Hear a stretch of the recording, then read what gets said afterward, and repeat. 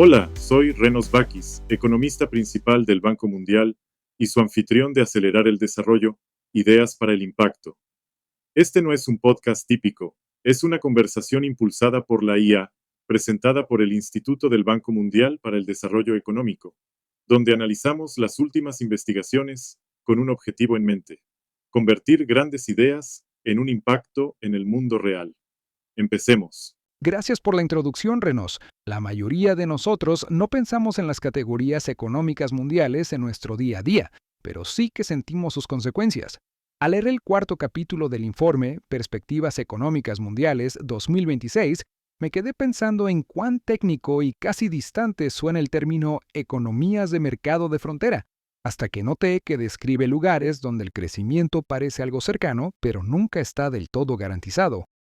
Sin duda es un grupo fascinante. Cuando hablamos de economías de mercado de frontera, nos referimos en concreto a 56 países hasta 2025. Estos países se encuentran justo en un punto medio, porque aún no son grandes mercados emergentes como Brasil o India, pero están un paso por delante de otras economías en desarrollo. Tienen acceso a los mercados financieros internacionales, pero de manera limitada. Se podría decir entonces que están en el umbral, pero lo que realmente me llamó la atención en la introducción del informe fue la gran magnitud de vidas humanas que se ven afectadas. Es verdad, se trata de una potencia demográfica. Hoy en día los mercados de frontera albergan a 1.800 millones de personas, es decir, una quinta parte de la población mundial total. Pero la cifra a la que debemos prestar atención es esta. Se proyecta que para 2050 esa población alcance los 2.600 millones. Es una cifra enorme, sobre todo si se tiene en cuenta que el crecimiento demográfico en muchas economías avanzadas y grandes mercados emergentes se está estancando. Entonces, ¿estos mercados de frontera supondrán una gran parte del crecimiento de la población mundial? Así es. De hecho, representarán la mayor parte del aumento de la población mundial en los próximos 25 años. Y eso nos lleva al desafío del empleo. Entre 2025 y 2035, más de 230 millones de jóvenes en estos países tendrán edad para trabajar. Si las economías funcionan, ese será un enorme dividendo demográfico que puede impulsar el crecimiento y el desarrollo. De lo contrario, no solo se perderá una oportunidad, sino que tendrá repercusiones en la pobreza, la estabilidad social y otros ámbitos. Es cierto, parece la transición perfecta hacia la sección de problemas, porque pese a todo este potencial, a todos estos jóvenes dispuestos a trabajar, el informe destaca una brecha de rendimiento que es bastante preocupante. Tienes razón, y debemos ser sinceros en cuanto a los datos. Si bien hay potencial, el progreso económico ha sido modesto. El informe señala que en la actualidad el PIB real per cápita en el mercado de frontera promedio es inferior a un tercio del de un mercado emergente común. Y esa brecha es más amplia que en el año 2000, ¿verdad? Así es. Y además el motor que suele ayudar a cerrar esa brecha, o sea, la inversión, se está ralentizando. En la década de 2000, el crecimiento de la inversión por persona en el mercado de frontera común superaba el 5% anual, pero a principios de la década de 2020 cayó a solo el 2%. Vaya, es una caída estrepitosa. Parece como si el impulso se hubiera frenado de golpe. Y eso tiene consecuencias. En los 5 años posteriores al inicio de la pandemia, para alrededor del 40% de estos países, la categoría de ingreso alto se volvió más inalcanzable. En lugar de acercarse, se están alejando cada vez más. Ese es el dilema al que se enfrentan los encargados de formular políticas. Tienes una población en auge, pero cada vez se hace más difícil subir esa escalera económica. Ahora, hablemos de las soluciones. El informe lo estructura muy bien y empieza por la integración financiera. Ese es el primer tema que destaca el informe. Ya hemos mencionado que estos países tienen acceso a los mercados globales. El índice de apertura financiera para el mercado de frontera promedio ha pasado de 0,18 en el año 2000 a 0,45 hace poco.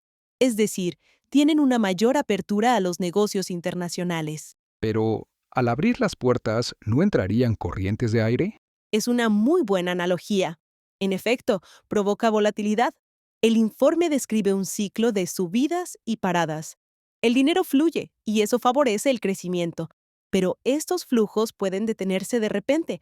Y según los datos, la probabilidad de una parada de flujos de capital es casi el doble de alta justo después de una subida. Es como pasar de la abundancia a la escasez. Exacto. Y esa volatilidad puede ser muy difícil de gestionar para los mercados de frontera. Esto nos lleva a hablar de los retos relacionados con la deuda.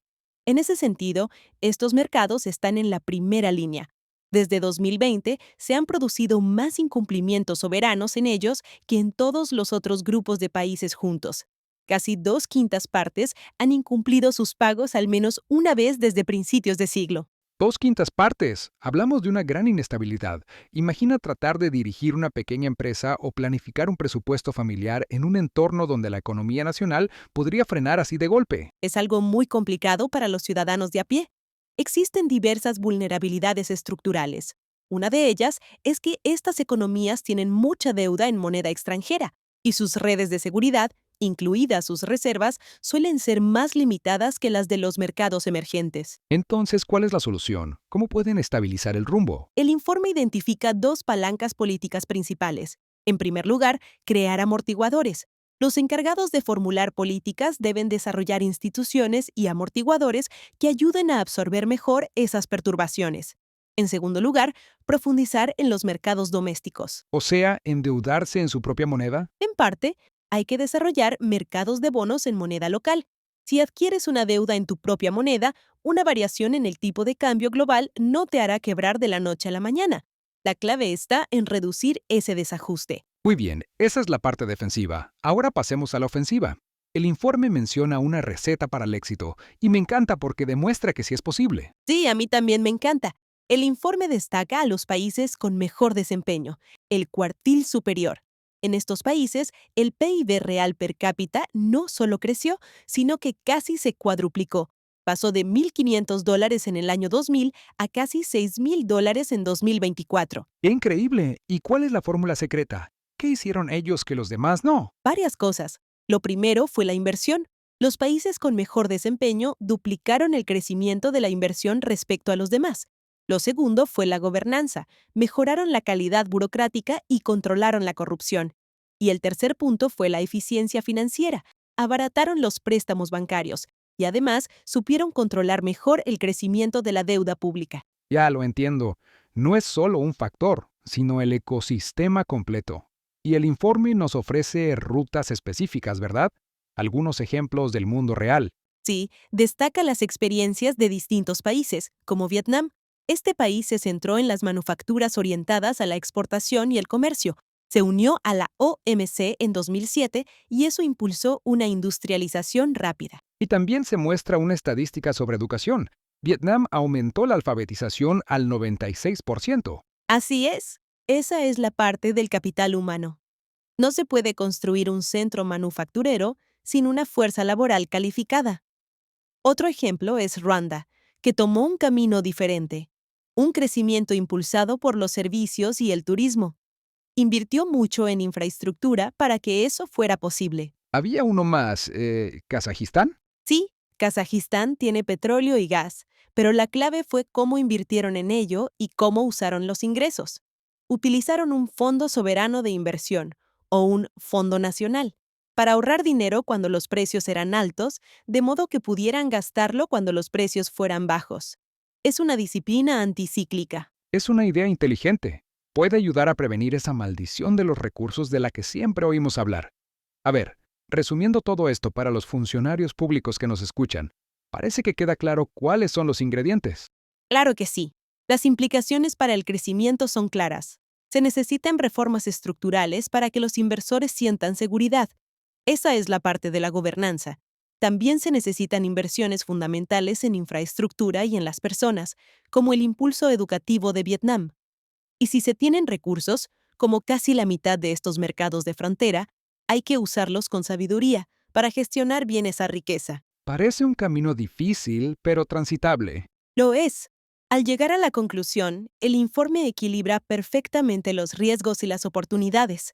Existe el riesgo de una divergencia, donde los niveles de vida retrocedan, y eso es algo que no podemos ignorar. Pero, por otro lado, estos países tienen ventajas. Tienen grandes ventajas. En comparación con otras economías en desarrollo, cuentan con un mejor capital social y han invertido más en capital humano. Y aquí hay un punto clave para el futuro. Muchos de ellos son ricos en minerales críticos como manganeso, tantalio o litio. Son materiales que el mundo necesita para la transición energética y las nuevas tecnologías. Podríamos decir que tienen las llaves para un futuro más ecológico en cierto modo. Así es.